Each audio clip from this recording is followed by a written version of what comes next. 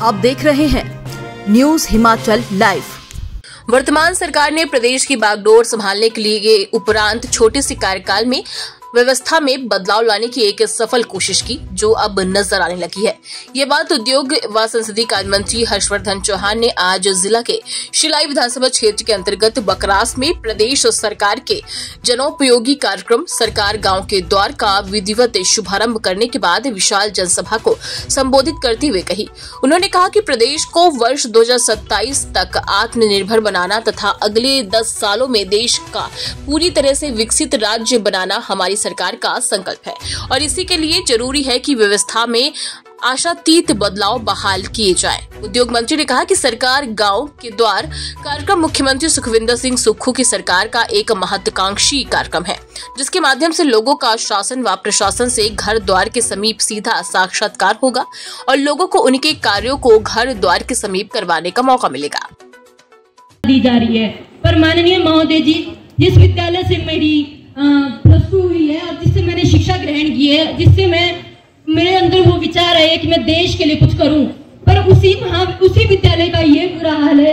वो 2 पंचायत का senior secondary school है और वहाँ पे अभी तक पूरा स्टाफ नहीं है और यहाँ तक कि 1964 में जिस विद्यालय की नींव हुई है वहाँ पे अभी तक विज्ञान नहीं पढ़ाया जा रहा है। बच्चों को सिर्फ इतिहास और राजनीति विज्ञान के अलावा कोई और ऑप्शन ही नहीं है। और मैं यहाँ इस क्षेत्र के लोगों को भी बोलना चाहूंगी कि सिर्फ अपने निजी हितों के लिए सरकार के आगे आवाज ना उठाएं, अपने बच्चे के भविष्य के लिए भी आवाज उठाएं। यहाँ हर कोई अपने जो उनके निजी हित है उसके लिए आए। हर एक व्यक्ति, शायद कोई यहाँ पे बैठा होगा जो कि अपने बच्चों के भविष्य के लिए सोचता होगा। यहाँ है आप लोगों ने, सरकार ने विद्यालय तो खोल दिए, ग्राम भट्टियोड़ी में भी मिडिल स्कूल खोला है, लेकिन वहाँ पे मात्र 2 अध्यापक है, वो भी एक SMC के थ्रू है। बच्चों के भविष्य के साथ खिलवाड़ हो रहा है। बच्चों को माँ बाप स्कूल तो भेज रहे क्योंकि उनके पास और कोई सुविधा नहीं है, ना वो प्राइवेट स्कूल में ना कॉन्वेंट स्कूल में अपने बच्चों को भेज सकते हैं, क्योंकि इस क्षेत्र के लोग इतने भी आर्थिक रूप से संपन्न नहीं है। लेकिन अगर विद्यालयों के हाल देखें तो बहुत बुरे हैं। मैंने सोचा था कि शायद आने वाले समय में, जैसे कि सरकार का टाइटल भी है सुख की सरकार, तो सोचा था शायद लोगों के लिए सुख की सरकार होगी। सरकार बहुत अच्छे कार्य कर रही है, लेकिन अभी भी बहुत सारे क्षेत्रों में, विशेषकर शिक्षा के क्षेत्र में, मुझे लगता है कि शायद कहीं ना कहीं सरकार असफल हो रही है, क्योंकि हम अपने आसपास के वातावरण में देख रहे हैं। तो महोदय, आपसे विनती है कि बकरास विद्यालय के लिए अच्छे शिक्षकों की नियुक्ति करें, सभी शिक्षकों के पद भरे जाएं और वहाँ पे विज्ञान, केवल सिर्फ इतिहास और राजनीति विज्ञान के अलावा वहाँ पे विज्ञान और भी ज्योग्राफी, सोशियोलॉजी, जो भी विषय होते हैं, हर विषय बच्चों के लिए उपलब्ध होने चाहिए पढ़ने के लिए। मेरी ऐसी आपसे विनती है। धन्यवाद। देखो, अब इस बेटी ने बहुत अच्छी बात बोली है। अब अध्यक्ष Shri Sitaram Sharma ji, SP Sirmaur Meena ji, ADM Sirmaur Shri LR Verma जी,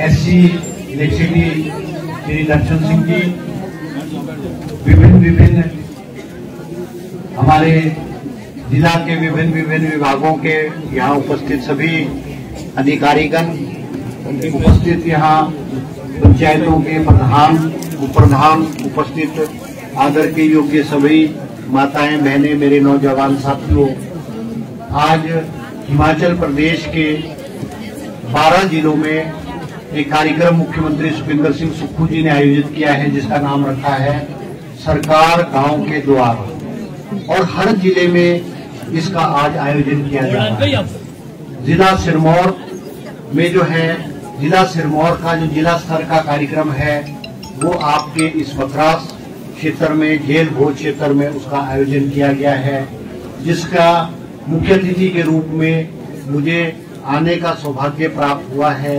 और हम सब ने जो इस क्षेत्र की देखते हैं, समस्या है लोगों की, चाहे सामूहिक समस्या है चाहे निजी समस्या है, उसका आज निपटारा किया गया है। बहुत सारे ये जो कार्यक्रम है, इसमें सरकार ने व्यवस्था की है।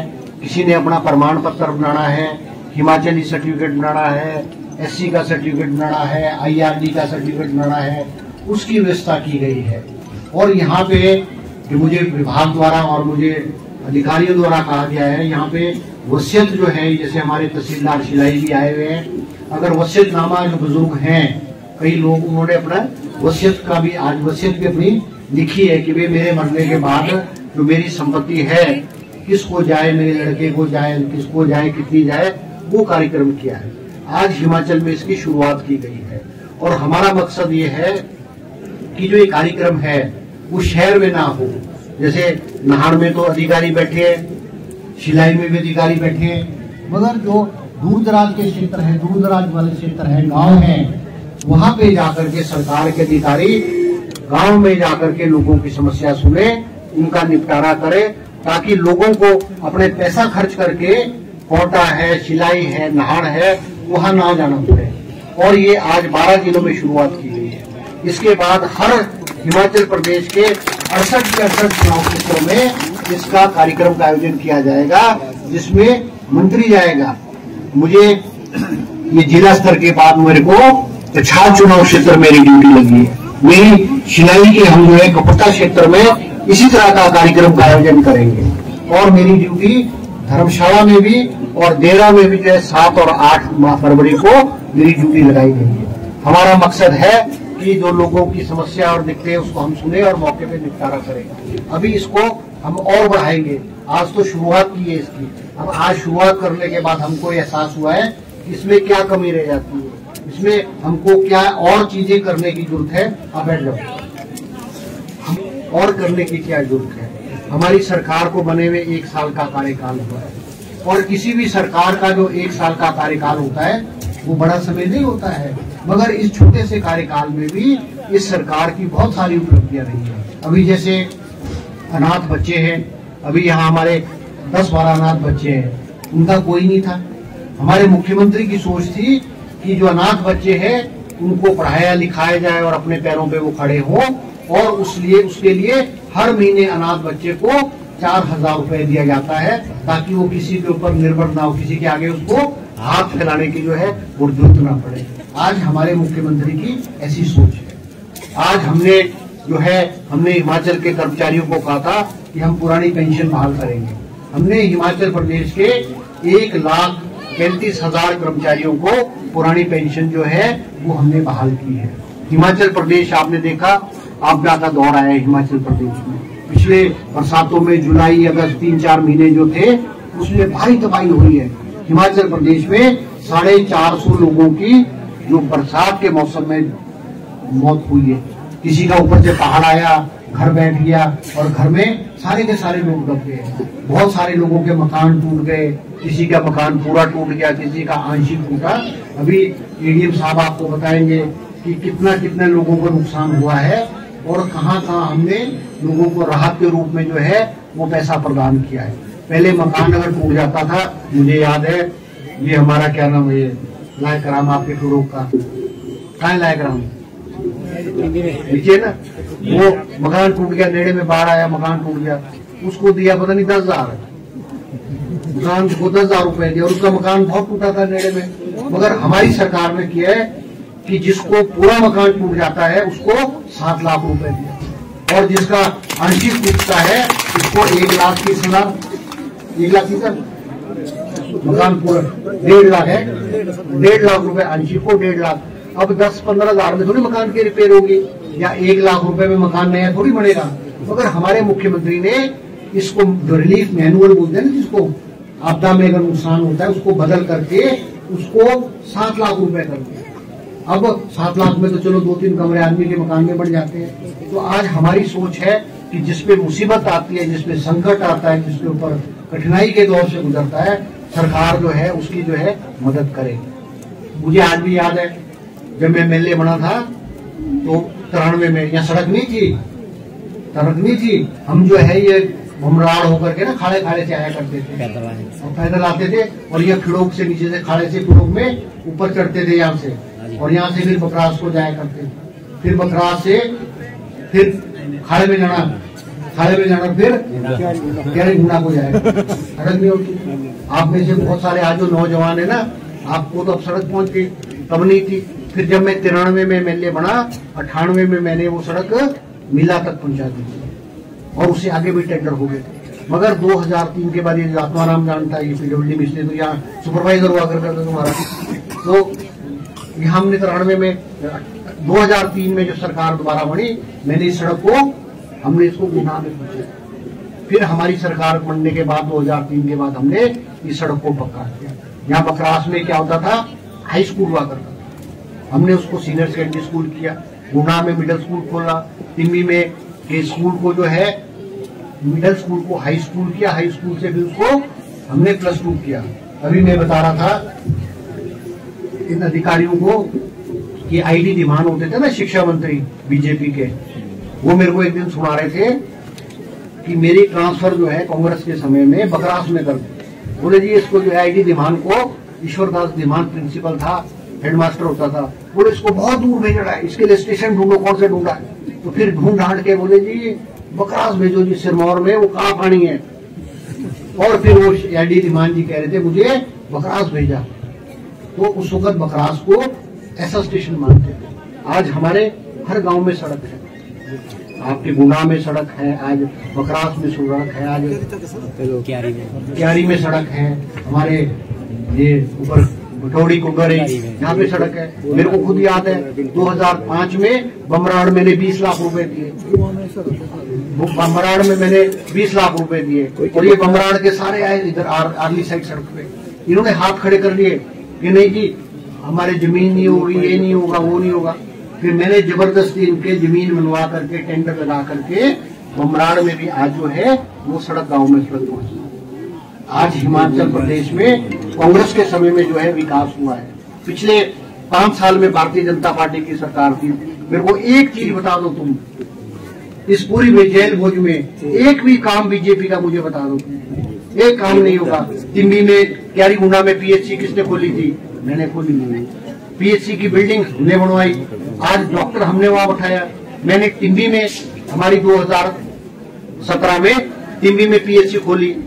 बीजेपी के लोग बोलते थे तो पीएचसी नहीं है, ये तो पीएचसी नहीं है, वो तो सूरज सिंह के कमरे में खोल दी हमने पीएचसी, क्योंकि पहले सरकारी भवन नहीं था। सूरज सिंह के कमरे में हमने पीएचसी खोल दी। बोले जी तो ऐसी फ्रॉड काम किया, मगर बाढ़ आई और वो पीएचसी की बिल्डिंग भी लेके चली गई।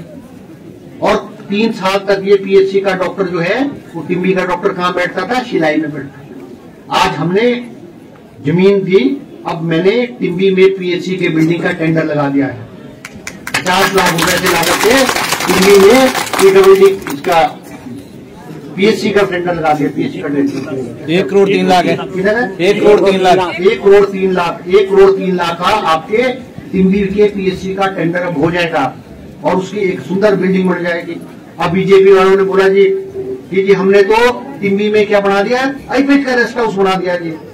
अब जब हमारी सरकार बनी और हम ढूंढने लगे कि यार वो कहाँ है आईपीएच का रेस्ट हाउस का, वो प्लेट भी अंदर डाली। मैंने कहा बढ़ना कहा? बोलते जमीन नहीं है। आप देखो कि मौके पे जमीन नहीं है और रेस्ट हाउस का शिलान्यास कर दिया। अब मैंने रविंद्र राणा जो है ना, इस रविंद्र राणा को मनाया कि तो बड़ी जमीन दे दे और हम, ताकि आपके आईपीएच का रेस्ट हाउस, क्योंकि इस सारे क्षेत्र में कोई अधिकारी आता है, कर्मचारी आता है, कोई मेहमान आता है, कोई प्रोग्राम होता है, कहीं बैठाने की जगह नहीं है।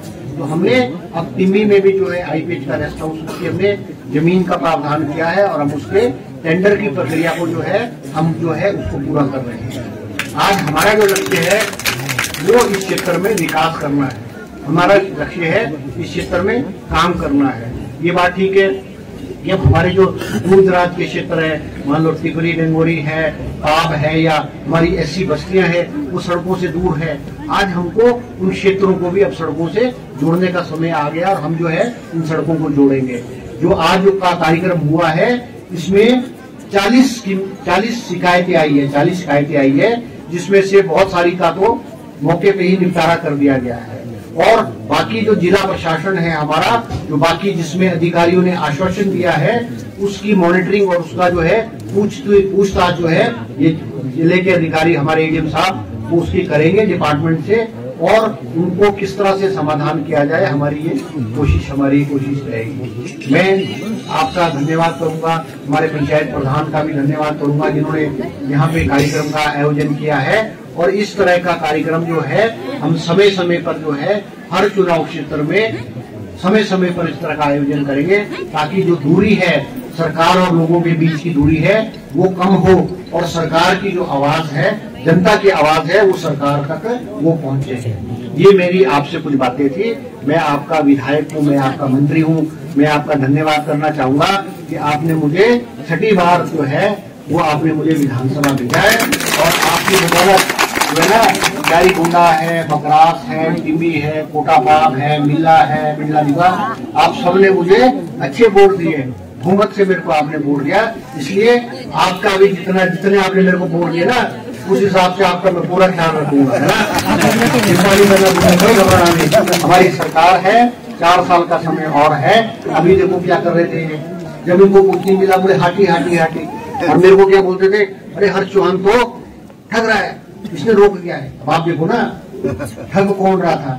जब पिछला चुनाव हुआ, विधानसभा का चुनाव हुआ, बीजेपी ने क्या बोला कि जी हाटी हो गया, बोलते थे ना हो गया तो बोल दो हमको। और अब क्या बोल रहे, ना ना ना अभी तो रोक रखा है, अभी तो हो ही नहीं रहा। वही या तो तुम पहले गलत बोल रहे थे या अब गलत बोल रहे हो। पहले तो तुम बोलते थे हो गया जी हो गया, अब बोलते हो कि नहीं हुआ। दोनों बातें से थोड़ी हो सकती है। जब पिछले विधानसभा चुनाव में ये कहा कि नहीं हो गया, हम बोलते थे अभी नहीं हुआ, अभी तो मंत्रिमंडल ने किया है, तब बोलते थे ना ना ये तो ठग रहे हैं। अब आप मुझे एक बात बताओ कि 14 सितंबर जब मेरा जन्मदिन था ना 2022 को, तो इन्होंने मंत्रिमंडल ने इस क्षेत्र को प्रस्ताव पास किया कि ये उस क्षेत्र को जनजातीय घोषित किया जाए। चुनाव आ गया, चुनाव में इन्होंने खूब उठाया इसको, चलो लोगों ने वोट भी दिए। मगर उसके बाद जब पार्लियामेंट का सेशन बैठता है, लोकसभा का विधान सेशन बैठता है, तो 2 होते हैं सदन, एक राज्यसभा एक लोकसभा। तो लोकसभा से तो पास हो गया, मगर इन्होंने राज्यसभा से पास नहीं कराया। और उसके 1 साल बाद अगस्त महीने में 2023 अगस्त महीने में उसको राज्यसभा से भी पास करा दिया। अब लोकसभा और राज्यसभा में पास कराने में भी कितना समय लगा, 8 महीने लगा। और मंत्रिमंडल से कराने में और राज्यसभा से पास कराने में कितना समय लगा, 1 साल लगा। 1 साल बाद जब वो हो गया और जब वो चिट्ठी हिमाचल सरकार को आई और हिमाचल सरकार ने उसकी जब एग्जामिन किया, उसमें ये पाया कि जो बिल पेश किया गया था और जो राष्ट्रपति द्वारा नोटिफिकेशन थी उसमें फर्क था। और हिमाचल सरकार ने पत्र लिखा और केंद्र को कहा कि हमको इसका स्पष्टीकरण देकर बताया जाए कि एससी समुदाय को एसटी बनाना है कि नहीं बनाना। मगर 4 महीने चिट्ठी नहीं आई, केंद्र से 4 महीने चिट्ठी नहीं आई। और इन्होंने मेरी बीजेपी ने और हाटी समिति ने मेरी पूरे शर्मा में ऐसी तैसी कर दी कि हर्ष चौहान ने रोक दिया, हर्ष चौहान ने ठंडे बस्ते में डाल दिया, हर्ष चौहान ने ऐसा कर दिया। मैंने भी कहा और हमारे मुख्यमंत्री ने कहा जिस दिन केंद्र से चिट्ठी आएगी, स्पष्टीकरण आएगा, हमारी मंशा इसको रोकने की नहीं है। हम भी चाहते हैं ये क्षेत्र हाटी हो, जनजातीय हो, और जब केंद्र से चिट्ठी आएगी तो हम इसको 24 घंटे में कर देंगे। मगर बीजेपी वालों ने क्या बोला, अरे स्पष्टीकरण की तो जरूरत ही नहीं है, तो लटका रहे टांग रहे। गलती से जयराम जी आ गए, इनके पूर्व मुख्यमंत्री जयराम जी आ गए। जब मीडिया वालों ने उनसे पूछा, उन्होंने बोला इसमें त्रुटि है, इसमें कमी है और हम कोशिश करेंगे कि केंद्र से स्पष्टीकरण जल्दी आए। क्योंकि जयराम जी को इन्होंने बीजेपी और हाटी समिति तब तक तो पट्टी पढ़ाई नहीं, मीडिया वाले सामने एकदम आ गए और जयराम जी ने सच बात बोल दी, क्योंकि बड़ा आदमी कभी गलत नहीं बोलती, सच बोल दी। मगर इन्होंने मेरा रोना जो है, शिलाई में रोना पीटा, मेरा कपट्टा में नाड़ में पीटा मेरा रोना, और बस पूछो ना। मगर क्या होता है कि सच्चाई का साथ कौन देता है, सच्चाई भगवान जो है वो सच्चाई का साथ देता है। हमने कहा यार इन्होंने तो लड़ा नहीं, क्योंकि इन्होंने तो चुनाव, लोकसभा चुनाव होना है अभी 3 महीने बाद, इन्होंने तो फिर इसको मुद्दा बनाना है, इन्होंने फिर बोलाना है। हमारी पे अपनी हाटी समिति बनाई, गिरी पहाड़ कल्याण हाटी समिति बनाई। हमने कहा कि ये समिति ऐसी है जो राजनीति नहीं करेगी, वोट नहीं मांगेगी किसी के लिए। बात कल्याण समिति हाटी कल्याण समिति है, वो मेरे लिए वोट नहीं मांगेगी। मैं ये बोलता हूँ कि तुम सामाजिक काम करो, इस काम को करो। हम चले गए मंत्री के पास दिल्ली, ट्राइबल मिनिस्टर के पास, हमको समय दिया और हमने अपनी बात रखी। हमने कहा कि सरकार ने आपसे स्पष्टीकरण मांगा है और आप उसमें बताओ कि एससी को एसटी बनाया जाए कि नहीं बनाया जाए। मगर जो बिल पेश किया गया था उसमें भी एससी को एसटी से बाहर रखा गया। हम 28 दिसंबर को मिले मंत्री जी से और हम तो डरे हुए थे, हमने फोटो नहीं डाली मीडिया पे, इसलिए कि यार अब मंत्री करेगा कि नहीं करेगा बोलेंगे तो घर में लौट के वापिस आ जाए। मगर मैं मंत्री जी का धन्यवाद करूंगा, अर्जुन मुंडे जी का धन्यवाद करूंगा। 28 दिसंबर को हम मिले और 30 दिसंबर को उन्होंने हिमाचल सरकार को जो स्पष्टीकरण मांगा था उसको हिमाचल सरकार को भेजा और 31 तारीख को छुट्टी थी, इतवार था और 1 जनवरी को सुबह 10 बजे मुख्यमंत्री को फाइल पुटअप की गई और 12 बजे मुख्यमंत्री ने हिमाचल प्रदेश के जो ट्रांसगिरी क्षेत्र के लोग हैं उनको हाटी और जनजातीय बना दिया। और नए साल में 2024 में नए साल में हमारे मुख्यमंत्री ने उसको एसटी का दर्जा क्षेत्र को दे दिया। शुरुआत भी हमने की थी और हमने आखिर तक पहुंचाने का काम भी हमारी सरकार और हमारे मुख्यमंत्री ने किया। फिर क्या हो गया, कोर्ट में मामला चला हुआ था, हफ्ते बाद कोर्ट ने स्टे दे दिया। अब मैं ये फिर कहता हूं कि हम कोर्ट की जो लड़ाई है, कोर्ट की लड़ाई हिमाचल सरकार लड़ेगी और हम इसको स्टे को विकेट कराने की कोशिश करेंगे। मगर मैं एक बात और कहूंगा बीजेपी के लोगों को और हाटी समिति के लोगों को कि राजनीति मत करो, समाज को मत बांटो, समाज को मत खराब करो, समाज में द्वेष भावना मत पैदा करो। हम जितने लोग हैं, हम चाहे राजपूत है, चाहे हम पंडित है, चाहे हमारे एससी समाज के लोग हैं, हम सब लोग यहीं रहना है। हमने आपस में लड़ना नहीं है, हमने आपस में एक दूसरे को गाली गलौज नहीं करना है। अभी जब हम 2 महीने पहले जब ये मसला लटका हुआ